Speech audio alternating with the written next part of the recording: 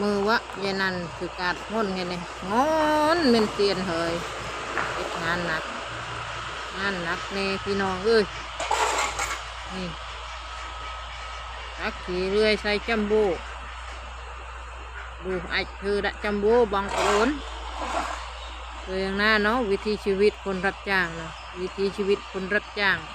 เธอตะวะกาดงอนกับเธอตะวะเนาเธอเตาเธอมัวเด้งกระไดมาชอนมือตั้งปีหนาอีกกระดับเอาเองระวังเด้อระวังสะได้ระวังไอ้เธอระวังขี้เลื่อยเขาตาเพิ่นว่านั่นซาระวังเนาะระวังขี้เลื่อยเขาตาก็ระวังเข้าอีลีและพี่น้องบาลีมันมากก็ระวังได้ระวังอยู่นี่เด้พี่น้องขี่เรือเนาะไปสิระวังได้